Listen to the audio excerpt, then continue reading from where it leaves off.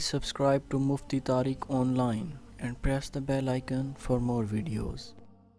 अस्सलामु अलैकुम वरहमतुल्लाह। शमरेज़ हसन चूनिया से ये भाई पूछते हैं कि अगर 4 रकात फ़र्ज़ नमाज पढ़ रहे हों तो फिर चारों रकातों में सूरत फ़ातिहा के बाद दूसरी सूरत मिलानी लाजमी है या 2 में बराह करम रहनुमाई कर दें।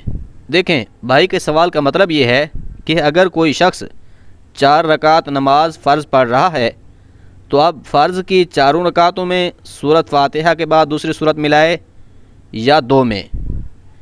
तो इस हवाले से याद रहे, सुन्नत मुअक्कदा, सुन्नत गैर मुअक्कदा, नवाफिल और वित्र नमाज की हर रकात में सूरत फ़ातिहा के बाद दूसरी सूरत का मिलाना ये वाजिब है। सुन्नत नमाज हो यानी सुन्नत मुअक्कदा हो या सुन्नत गैर मुअक्कदा, इसी तरह नफिल नमाज और फिर वित्र, तो इनकी हर रकात में सूरत फ़ातिहा के बाद दूसरी सूरत का मिलाना ये वाजिब है।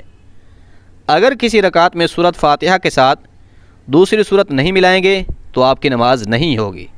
लेकिन जहाँ तक फ़र्ज़ नमाज की बात है तो फ़र्ज़ नमाज की सिर्फ़ पहली 2 ही रकातों में सूरत फ़ातिहा के साथ दूसरी सूरत का मिलाना वाजिब है। अलबत्ता अगर कोई शख्स फ़र्ज़ की तीसरी या चौथी रकात में यानी कि फ़र्ज़ की चारों रकातों या फिर जिस तरह मगरिब के 3 फ़र्ज़ हैं तो उन तीनों रकातों में सूरत फ़ातिहा के साथ दूसरी सूरत को पढ़ लेता है तो फिर इस वजह से उसके ऊपर सजदा सहव वाजिब नहीं होगा, बल्कि बग़ैर सजदा सहव किए उसकी नमाज दुरुस्त है, उसे सजदा सहव करने की ज़रूरत बिल्कुल भी नहीं है।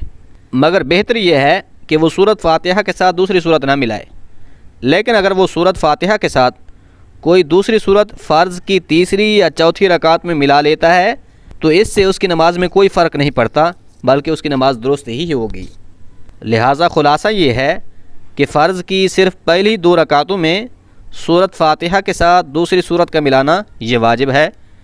बाकी जितनी भी नमाज़ें हैं यानी सुन्नत मुअक्कदा, गैर मुअक्कदा, नवाफिल या फिर वित्र वग़ैरह, तो इनकी हर रकात में सूरत फ़ातिहा के साथ दूसरी सूरत का मिलाना वाजिब है। उम्मीद है बात समझ आ गई होगी। अल्लाह करीम अमल करने की तौफ़ीक बख्शे।